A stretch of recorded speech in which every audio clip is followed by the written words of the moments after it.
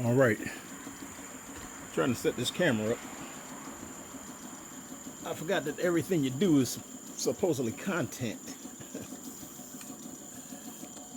For me, I just get to work. I'll be thinking about this. But other than that, I'm hoping the camera is over this overhead shot. So what I'm doing is, this is my compressor.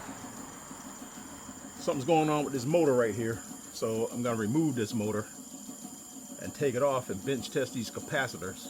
I could do it on here, but I don't want to, I'm going to just replace the motor, take this pulley off with my pulley puller, because I don't want to keep trying to spin this thing and it won't kick back on when the pressure goes low. So I don't actually know what's wrong with it, but I know that the motor is real hot and it's smoking and it won't restart. So it might be one of these capacitors, but other than that, I'm gonna bench test this thing off the mount and just replace the motor. I got another spare motor, I just replace it, and I gotta fix this cord right here. Shout out to the person that gave me this compressor, because it wasn't working, but I can get it to work. Y'all stay tuned. I gotta get some wrenches.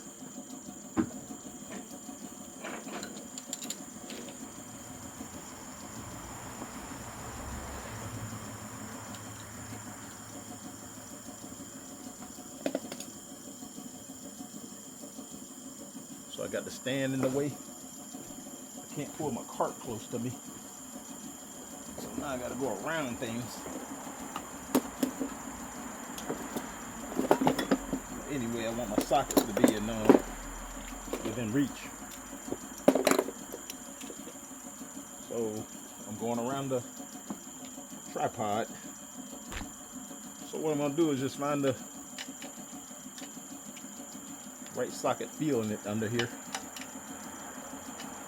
and remove them 4 mounting bolts, nuts and bolts. All right, that's it right there. I think it's a 1/2 inch.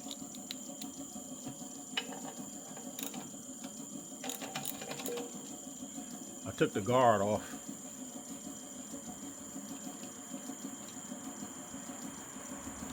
So that's one nut.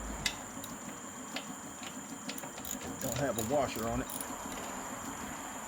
Good thing about this, you can keep the pump and everything mounted and just take the motor off.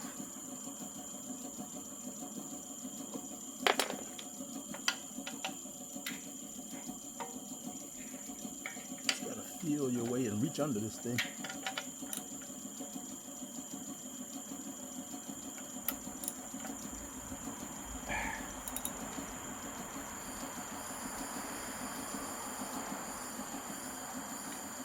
That's trying to remove your skin off your hand when you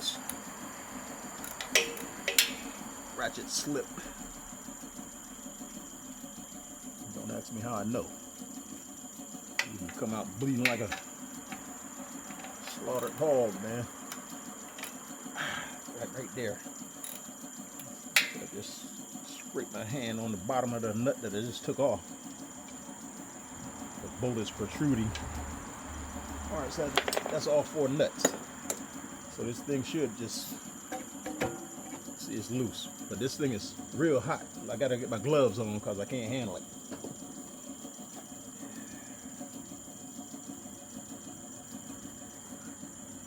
So what I gotta do inside this switch over here is take the load side apart.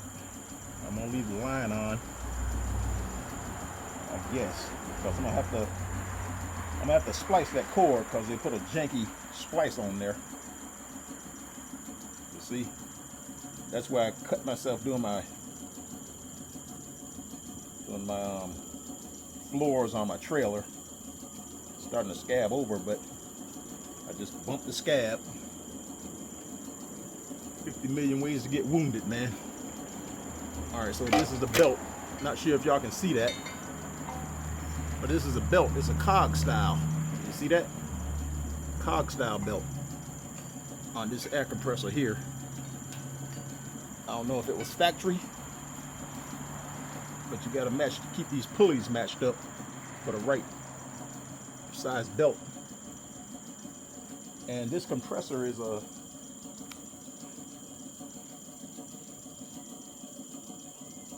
Sanborn Industrial. That's the model that's on it. At least that's what's on the tank. And like I said, this motor has a certain horsepower on it. But you can tell it's heavy duty because it's got three run capacitors.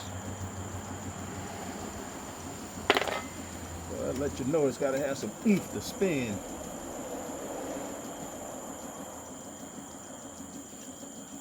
I mean, see, the motor actually spins free. So something's going on with the startup. So something's going on with these capacitors, because this motor, it'll spin, and it turned the thing properly after I spin it and kicked it, but it just won't restart. So I gotta see what's up with this motor. All right, so see which wires. So the ones I gotta take apart is in the middle. That's the load. Let me get a screwdriver.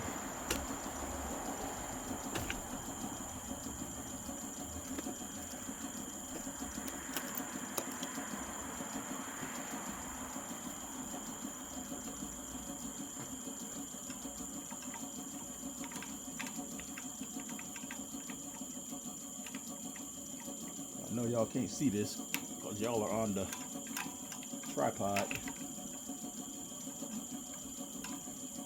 But all I'm doing is trying to remove the load side wires going in this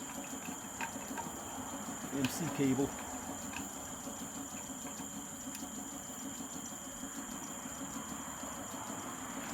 It's a little 3/8 VX.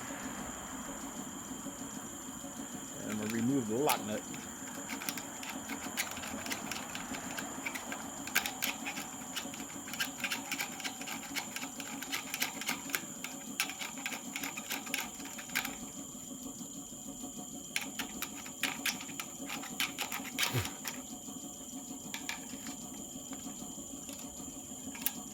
Moving the wires out the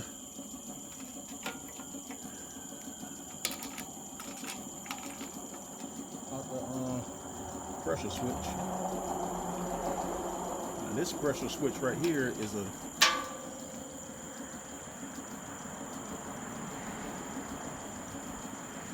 works off of air pressure with an adjustable thing on the spring here. So like I said, ladies and gentlemen, this is the motor, heavy duty joker. It's a 220 single phase motor. You see it's only got 2 wires going to it. But like I said, I'm pretty sure the thing, it runs. Something's going on with these capacitors. So I'm gonna order some capacitors and just, I'm gonna test it off the scene and order up some capacitors and see if that'll get it back in service.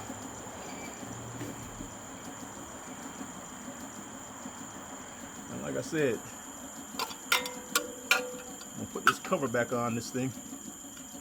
Well, actually, I should just take this cord on off so I can fix this cord properly. Because whoever put it in prior, I don't know if you can see that. I'll get you a little closer. Whoever put the thing on prior didn't put a lock nut, no strength relief. The cord is just sitting in there all janky, touching the metal right here. So yeah, I'm gonna take that off and fix this thing properly, man, because I pretty much don't like working with janky stuff. If you put stuff back janky or leave it janky, you're just as, in my opinion, just as worse as the person that did it janky in the first place. Because if you see it janky, you need to fix it. Don't be like the other janky person. I'm just saying. Because in my profession, all I do is go behind people and fix their stuff. And it does get tiresome, but I get paid to do it.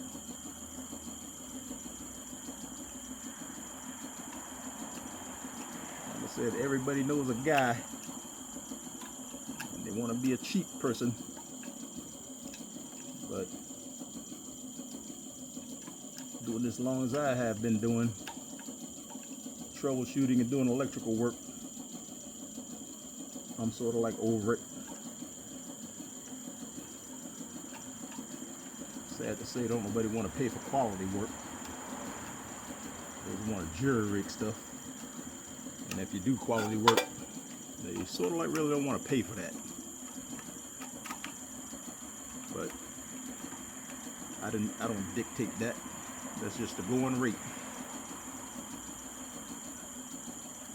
But I'm gonna get off that topic. I'm working on this air compressor. I'm gonna say, yeah. See, that might have been one of the problems. That white wire right there, which is a line.